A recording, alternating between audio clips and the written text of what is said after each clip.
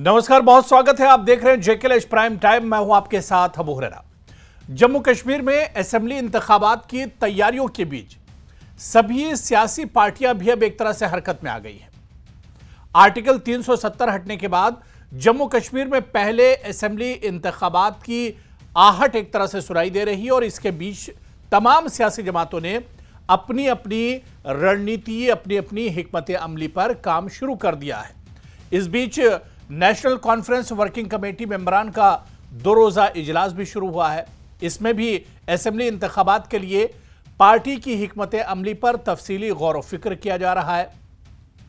इसके अलावा यह भी खबरें मिल रही कि मुस्तकबिल में आने वाले दिनों में जब असेंबली के इंतखाबात होंगे तो इत्तेहाद के इम्कानात और इसके अलावा पार्टी की जो तैयारियां हैं उन पर भी बातचीत की जा रही है।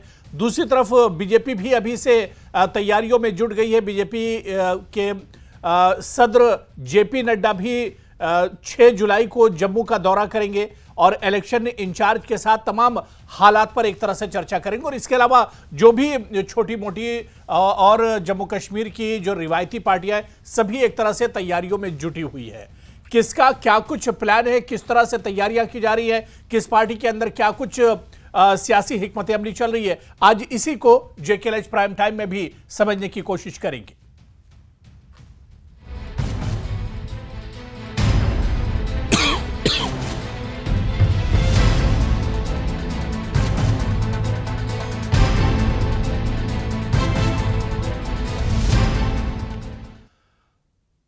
और बहुत खास मेहमान हमारे साथ इस चर्चा में जुड़ रहे हैं। बहुत जल्दी अपने मेहमानों का आपसे इंट्रोडक्शन करा देता हूं, तारुफ करा देता हूं। मेरे साथ एडवोकेट मुजफ्फर इकबाल खान साहब हैं जो कि जम्मू कश्मीर नेशनल कॉन्फ्रेंस के सीनियर लीडर हैं, हमारे साथ इस चर्चा में जुड़े हुए हैं।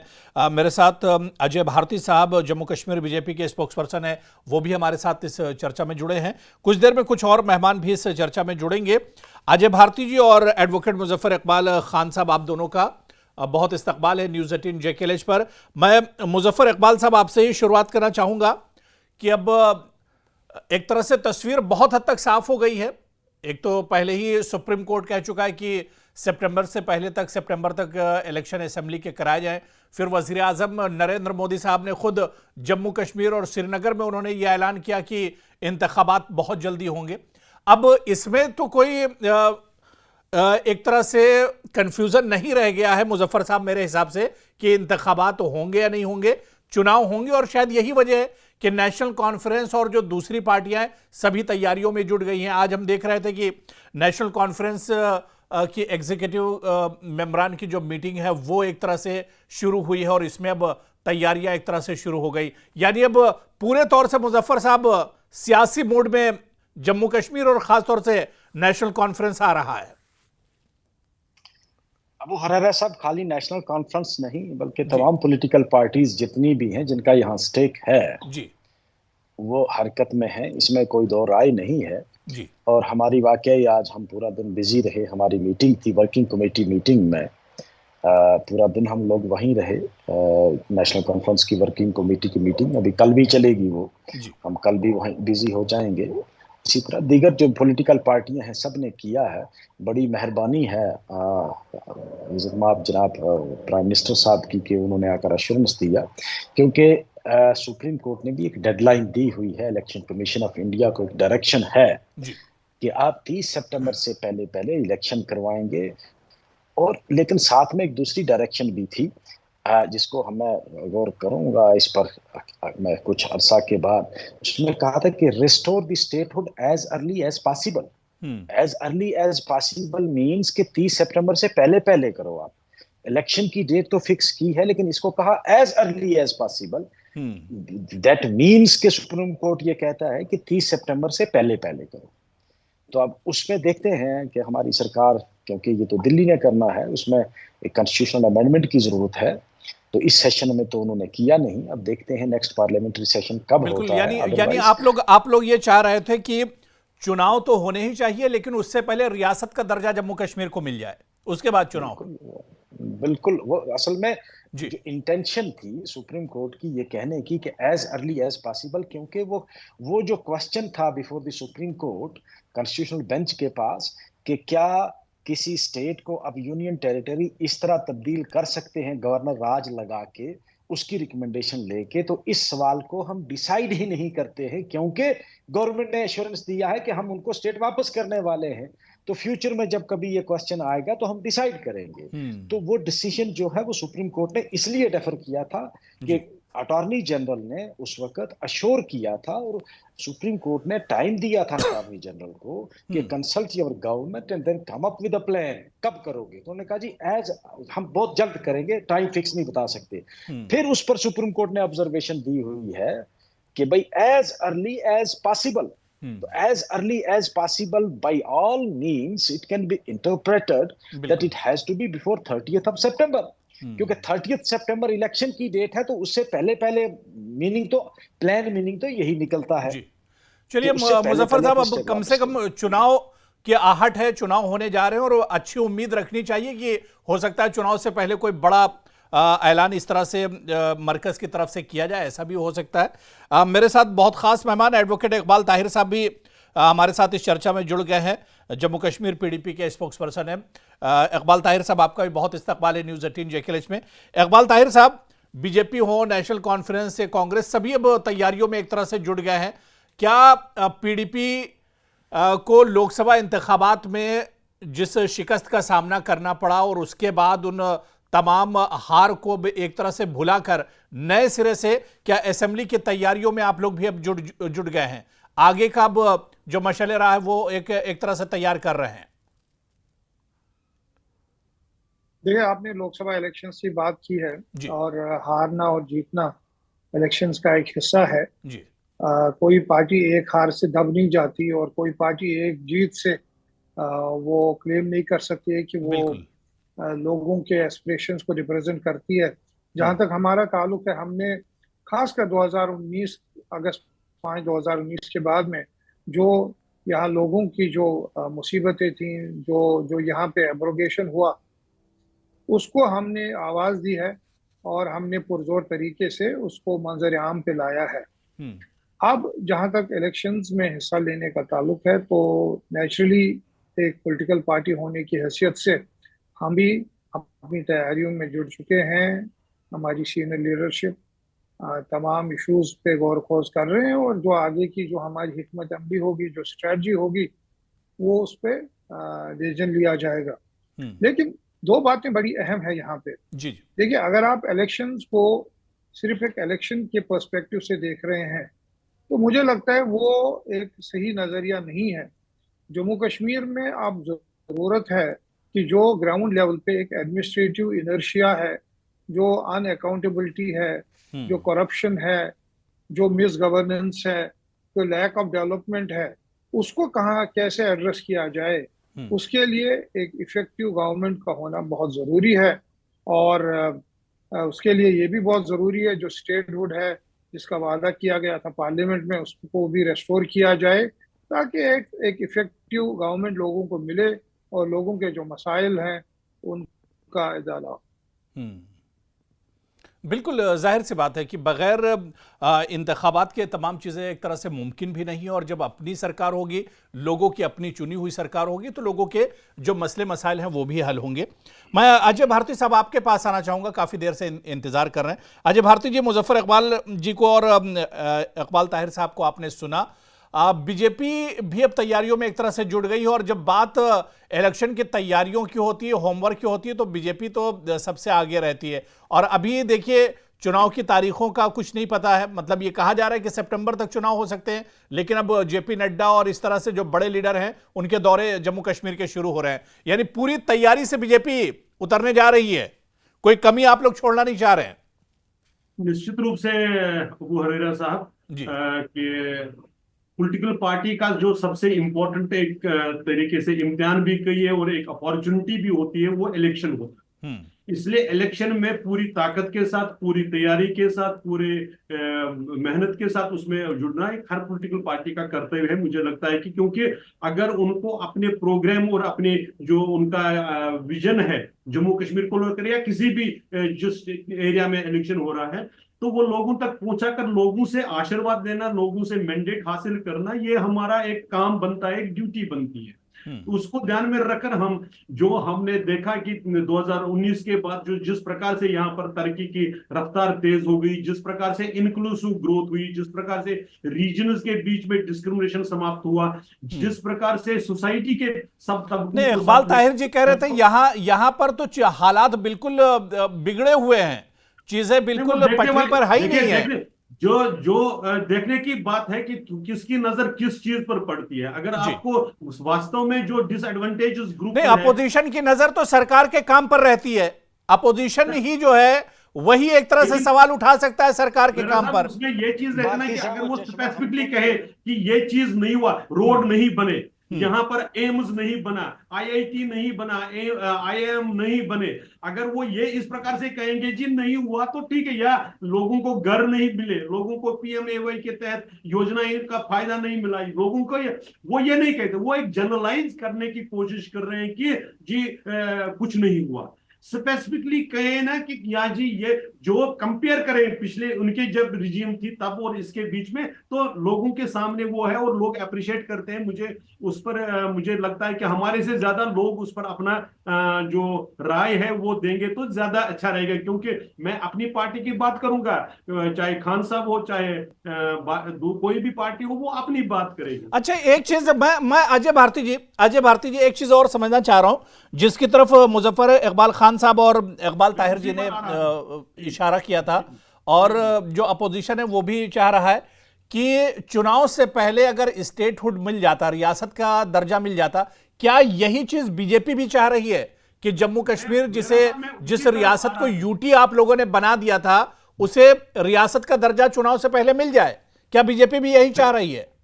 मैं उसी तरफ आ रहा था। देखिए, मैं एक छोटे से स्कूल, सरकारी स्कूल में पढ़ा हूं, मेरी अंग्रेजी थोड़ी कमजोर है, इसलिए मुझे ये नहीं मालूम कि ये किस अंदाजे से एज सून एज पॉसिबल 30 सितंबर से पहले होता है, उतना मेरी समझ नहीं है।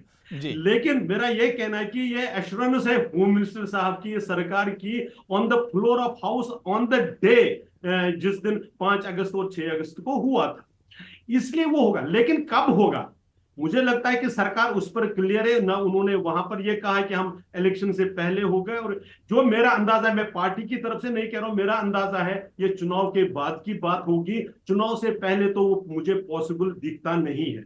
मैं फिर कह रहा हूं, मेरी पर्सनल ओपिनियन है, मेरी अंडरस्टैंडिंग है, जिस तरह से मैं चीजों को डेवलप होते हुए देख रहा हूं।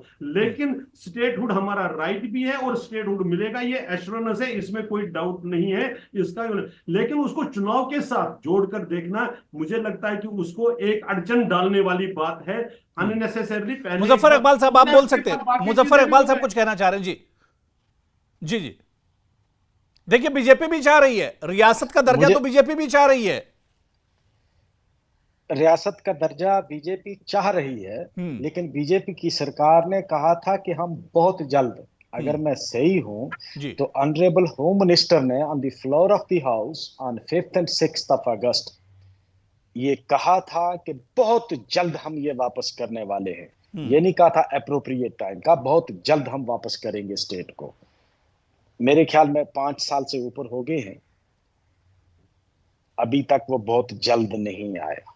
यही चीज हम सुप्रीम कोर्ट से एक्सप्लेनेशन मांगेंगे कि जी एज सून एज पॉसिबल से आपकी मुराद क्या है। 10 साल है, 20 साल है, ठीक है, हम वेट करेंगे फिर 20 साल। तब तक मुझे लगता है कि ये सरकार भी इस बार भी बैसाखियों के सहारे बन गई है। भारती साहब ने जो चश्मा पहना है ना डेवलपमेंट का, तरक्की का, अगर वो चश्मा हमको भी दे देंगे तो शायद हमको भी दिखेगा। लेकिन हमें कोई तरक्की, तामीर और तरक्की, ये जितने भारती साहब ने गिने हैं ना, एम्स का, आईआईटी का, सड़कों का, मुझे एक कोई नया प्रोजेक्ट बता दो जो 2014 के बाद आपने स्टार्ट किया हो। एम्स पिछली सरकार के दौर में सैंक्शन हुआ। भारती जी, मुजफ्फर साहब आंकड़ों की बात कर रहे हैं। जी जी, सुने आप मैं ताहिर जी आ रहा हूं। आईआईटी मतलब 2014 के बाद ही ये पहले हुए थे प्रोजेक्ट, ये सैंक्शन सब पहले हुए आजाद साहब के दौर में। एम्स की डेट बता दीजिए किस दिन सैंक्शन हुआ था, एम्स की डेट बता दीजिए, चाहे वो कश्मीर वाले की या जम्मू वाले की। आईआईटी शायद आपको याद होगा, मनमोहन सिंह, मिसलीड मत करिए। भारती साहब सुने आप, अब मैं मेरी थोड़ा सा सब्र करें। डेट में नहीं, मैं इतना मुझे याद है कि मनमोहन सिंह के दौर में एम्स 2 सैंक्शन हुए थे, एक श्रीनगर। गलत, बिल्कुल गलत। चैलेंज करता हूं मैं, डेट बता दीजिए।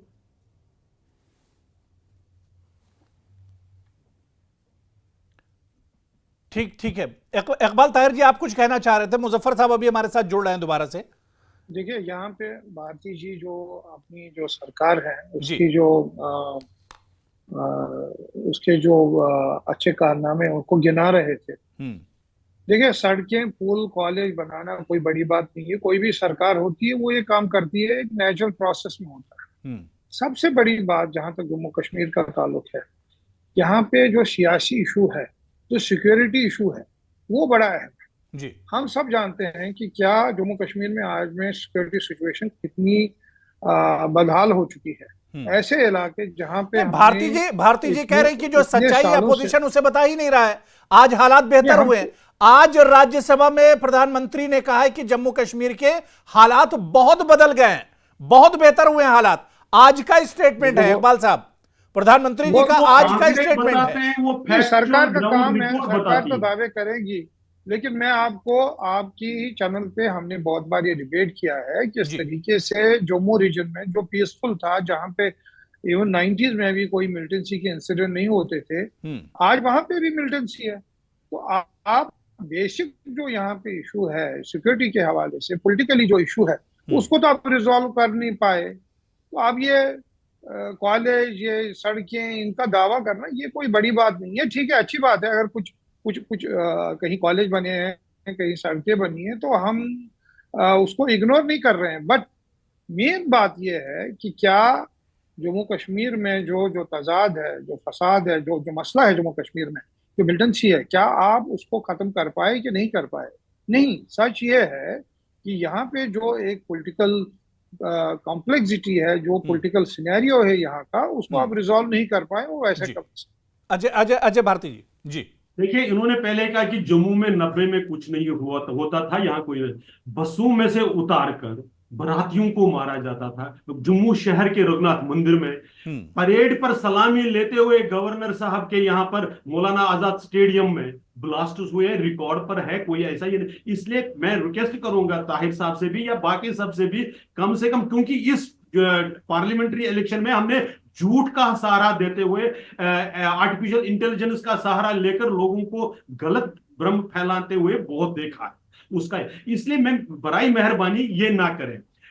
ठीक है, इस पीछे कुछ दिनों में कुछ इंसिडेंट्स बड़े हैं, इसमें कोई शक नहीं, लेकिन उसको काउंटर करने के लिए सरकार ने जिस प्रकार से स्ट्रेटजी भी की है, क्योंकि हमारा दुश्मन कितना खतरनाक है, और वो भी मैं सिर्फ पाकिस्तान नहीं कह रहा हूं, मैं चाइना से लेकर बाकी सारे मिलकर ये कर रहे हैं, क्योंकि ये ऑन गोइंग ऐसे स्ट्रगल में। लेकिन आप ये कहेंगे टेररिज्म पर कोई फर्क नहीं पड़ा, अंकुश नहीं लगा, आज हड़तालें नहीं हो रही, स्कूल के कैलेंडर्स बराबर चल रहे हैं, आज कोई पत्थरबाजी नहीं हो रही है, आज नंबर ऑफ डेथ्स में चाहे सिविलियंस हो चाहे सिक्योरिटी फोर्सेस हो, कितना उसमें बड़ा सबस्टेंशियल डिक्रीज हुआ है। अगर आप इसको रिकॉग्नाइज नहीं करेंगे तो लोग समझते हैं कि आप गलत बोल रहे हैं, तो मुझे ये कहना है। लेकिन मैं एक अभी हमारे खान साहब आए हैं, वापस आए हैं, तो मुजफ्फर साहब, मैं जी मुजफ्फर साहब हैं साथ में। जी हाँ, लाइटर वैन में भी याद दिलाना चाहता हूं कि जिस 5 और 6 अगस्त की वो जिक्र कर रहे थे, उसमें आदरणीय अमित शाह जी ने एक बात भी कही थी, जब ये आया गया था कि कब स्टेटहुड वापस आएगा, तो उस वक्त उन्होंने एक बात भी कही थी कि जैसे आप लोगों ने घिसते घिसाते 370 को 70 साल लगाए, इतना 70 साल नहीं लगाएंगे, वो भी उन्होंने कहा था। बस याद दिलाने के लिए। 70 साल नहीं है तो मतलब 69 ईयर्स लगाएंगे, उससे कम लगाएंगे तो आपको याद है, जलन सीधा कहिए, सीधा कहिए ना, घिसते जो घिसने में अगर 70 साल लगे, इतना निश्चित रूप नहीं लगे। आप हम भी कहते नहीं ये तो करें कि इस सरकार, मैं कहता हूं अजय भारती साहब, आप खुल के बताइए ना कि आपकी पार्टी जो है वो स्टेटहुड की वापसी के हक में नहीं है। कल भी हो सकता है, चुनाव के इंजेक्ट बाद भी हो सकता है, वही ना, ये कल भी हो सकता है और 50 साल बाद भी हो सकता है ना, आप यही कहना चाहते हैं। तो सीधा खुल के कहिए ना लोगों को बोलिए कि हम स्टेट के हक में नहीं हैं, हम यूनियन टेरिटरी में रहना चाहते हैं। नहीं, ऐसा थोड़ी, जिस तरह किसने कहा? तो आप बिल्कुल नहीं कहा। डिपेंड करता है। देखिए, ये कुछ चीजों पे क्या डिपेंड करता है कि आपकी सरकार बनेगी, वो कभी नहीं बनेगी। वो तो खैर वो चुनाव में देखेंगे, वो चुनाव में देखेंगे, नहीं बनेगी। वो चिंता मत करिए, वो चुनाव में देखेंगे। देखिए वो लोगों ने तय करना है। रखिए, अब पुराने जमाना नहीं रहा जब आप 70 लोगों ने तय किया। भारती साहब, वो नहीं है। भारती साहब, आपने कॉन्स्टिट्यूएंसीज को जेरीमेंडर भी कर लिया, फिर भी आप नहीं गवर्नमेंट बना पाओगे। 75 के 75 लोग अपोजिशन के रिजेक्ट करेंगे पेपर, आप वो नहीं हो सकता। लोग जिसको तय करेंगे, अरे उमर अब्दुल्ला साहब हार जाएंगे, ये आपने तवक्की की थी क्या? इसलिए सरकार किसकी बनेगी वो देखेंगे ना, लोग जो तय करेंगे। मैं कहता हूं उमर अब्दुल्ला साहब का हारना जो है वो आपकी सबसे बड़ी हार है। किस आइडियोलॉजी को लोगों ने वोट दिया? आप कहते हो आइडियोलॉजी खत्म हो गई, ये ठीक है, वो तो आपके खिलाफ वोट है, एस्टेब्लिशमेंट के खिलाफ वोट है ना वो। आप देखिए, मैं कहता हूं एस्टेब्लिशमेंट के खिलाफ नहीं है वो, खाली उमर अब्दुल्ला के खिलाफ नहीं है, वो दिल्ली सरकार के खिलाफ है कि आपने एक आदमी को बंद क्यों किया है, वो उसके खिलाफ वोट था। खुलकर उमर अब्दुल्ला साहब को नेगेट किया, उन्होंने जो जो कुछ कहा था उसके खिलाफ बोलते हैं आप उसको। वो इस पर भी प्रधानमंत्री जी आज बोले आप जबरदस्ती हार को जीत पे बनाने की कोशिश करेंगे तो भाई हम नहीं जीतने, हम मानते हम हार गए, हम मानते हैं हार गए, इसीलिए अब चुनावी दौर शुरू हो रहा है, तमाम चीजें चलती रहेंगी। मैं एडवोकेट इकबाल ताहिर साहब आपके पास आ रहा हूं, मैं आ रहा हूं। अजय भारती जी और मुजफ्फर साहब मैं दोबारा से आ रहा हूं। मैं इकबाल ताहिर जी एक चीज और समझ लेता हूं, क्या हुआ जमीन पर, क्या नहीं हुआ, कितना बदलाव हुआ, नया कश्मीर है या पुराना कश्मीर है, ये तमाम चीजें अब लोग इसे देखेंगे जब चुनाव होंगे, जब लोगों के पास ये ऑप्शन होगा कि वो अपनी सरकार बनाने जा रहे हैं, उनके पास खुद की अपनी सरकार होगी, तो तमाम चीजें देखकर, तमाम चीजें जहन में रखकर लोग वोट करने के लिए निकलेंगे। और जम्मू कश्मीर के लोगों ने एक तरह से दिखा दिया है कि जमहूरियत पे उन्हें यकीन है, लोकसभा के चुनाव में जिस तरह से लोग वोट करने के लिए निकले थे। मैं इकबाल ताहिर जी एक चीज और समझना चाह रहा हूं, क्योंकि बात सियासी पार्टियों की तैयारियों की चल रही है। लोकसभा में हमने देखा कि नेशनल कॉन्फ्रेंस पीडीपी और कांग्रेस इंडिया अलायंस की बात चल रही थी। क्या असेंबली चुनाव में पीडीपी अपने दम पर जा रही है, या यहां पर भी आप कुछ पार्टियों के साथ कुछ अलायंस बनाकर किसी इत्तेहाद के साथ लड़ेंगे? देखिए, इसका जवाब मैं नहीं दे पाऊंगा। जैसे मैंने अभी अर्ज किया कि जो हमारी सीनियर लीडरशिप है वो तमाम इश्यूज पे गौर खोज कर रहे हैं, और क्या स्ट्रेटजी होनी चाहिए, कैसे आगे बढ़ना है, क्या अलायंसेस करने नहीं करने, ये उनका फैसला होगा। लेकिन मैं एक दूसरी बात यहाँ पे कहना चाहता हूँ। देखिए, एक जम्मू कश्मीर की स्टेट आज की स्टेट नहीं है, ये 200-300 साल पुरानी स्टेट है। और बदकिस्मती की बात है कि आज जो हमारी बीजेपी की सरकार है, किस तरीके से इसने यहाँ के लोगों को डिसएम्पावर किया है, डिसएनफ्रेंचाइज किया है। और ये जो यूटी यही तो बीजेपी भी कह रही कि आज का कश्मीर बदल गया है। आज महबूबा मुफ्ती, उमर अब्दुल्ला यहाँ पर हार जाते हैं, उनकी शिकस्त हो जाती है, कश्मीर बदल गया है। यही तो यहाँ पर अजय भारती जी यही तो कह रहे हैं। लेकिन इसके साथ दूसरी अहम बात में जो कहना चाहता हूँ, देखिए यही बीजेपी का इरादा था कि यहाँ पे जो गोल पोस्ट है वो चेंज हो।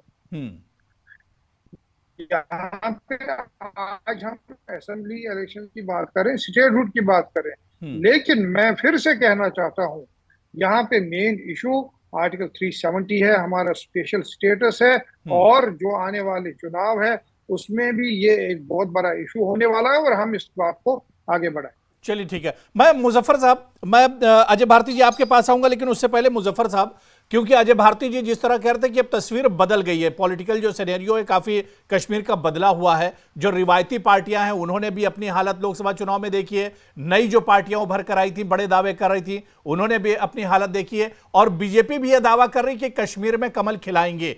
तो ऐसे में क्या नेशनल कॉन्फ्रेंस या जो रिवायती पार्टियां हैं अपने दम पर चुनाव लड़ेंगी, या नेशनल कॉन्फ्रेंस अब जिस तरह से उसकी बैठक चल रही है, उसकी मीटिंग चल रही है, क्या कुछ हिकमत अमली होगी कि कुछ इत्तेहाद बनाया जाए बीजेपी के खिलाफ?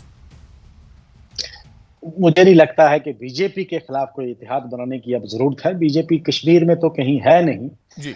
जम्मू में 2 सीटें उन्होंने जो जीती भी हैं, उसमें आप उनकी वोट की शरह अगर देखेंगे तो बहुत बुरी हद तक गिरी है जी। देखिए, कश्मीर में यहाँ जो ट्रेडिशनल वही ये कहना बिल्कुल गलत होगा कि कोई तब्दीली। असेंबली हल्के हैं जो बीजेपी जीत कर आई है लोकसभा में। बिल्कुल, असेंबली कहा, कश्मीर में तो एक भी नहीं जीता है। कश्मीर में तो थे ही नहीं, कश्मीर में तो लड़े ही नहीं थे जी, लड़े ही नहीं। जो इनकी पार्टियां थी जिनको ये सपोर्ट कर रहे थे, उनकी तो जमानत सबकी जब्त हुई है।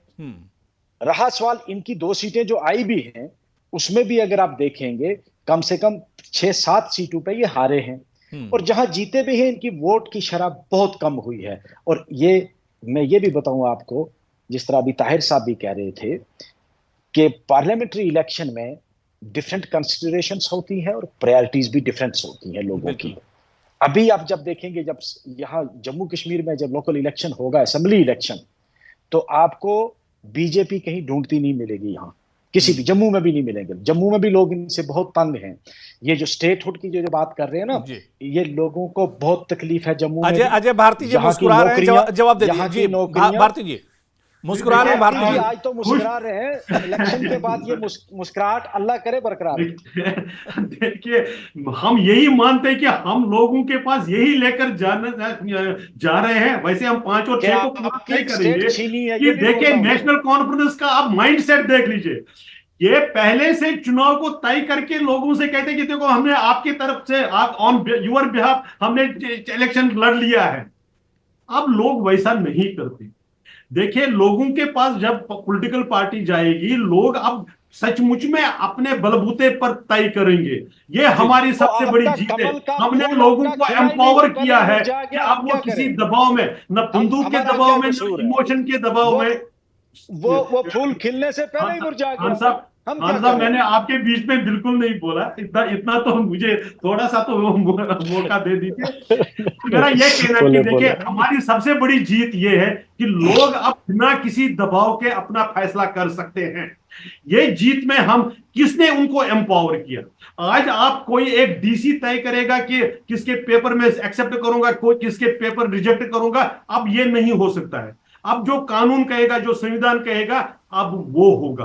अब आम जनता इतना एम्पावर हुई है। ताहिर साहब बोल सकते हैं बीच में, अब समय नहीं बचा है, वक्त बचा नहीं। ताहिर साहब बोल सकते हैं बीच में। जी ताहिर साहब, जी चलिए ठीक है। देखिए, पार्टियां तो तय नहीं करेंगी, पार्टियां तो उम्मीदवार उतार सकती है, लेकिन हार और जीत आवाम को तय करना है। ये पार्टियों को याद रखना होगा। और जम्मू कश्मीर के लोग अब बहुत एक तरह से उत्साहित हैं, पूरे जोश में हैं। जिस तरह से लोकसभा में हमने देखा था कि पुराने रिकॉर्ड सभी जम्मू कश्मीर के लोगों ने तोड़ दिए हैं इलेक्शन में। असेंबली के चुनाव होंगे, उसका इंतजार कर रहे हैं बेसब्री से जम्मू कश्मीर के लोग कि असेंबली का चुनाव होगा, हमारी सरकार बनेगी। और जब सरकार बनेगी तो तमाम चीजें लोग देखकर, जमीन पर क्या चल रहा है, क्या नहीं चल रहा है, कितना बदलाव हुआ है, उसी पर एक तरह से नतीजे आएंगे। बहुत बहुत शुक्रिया। हम उम्मीद करते हैं कि बहुत जल्द चुनाव होंगे और एक चुनी हुई सरकार जम्मू कश्मीर में होगी। अजय भारती जी, एडवोकेट इकबाल ताहिर साहब, मुजफ्फर इकबाल जी, सभी का बहुत बहुत शुक्रिया हमारे साथ जुड़ने के लिए।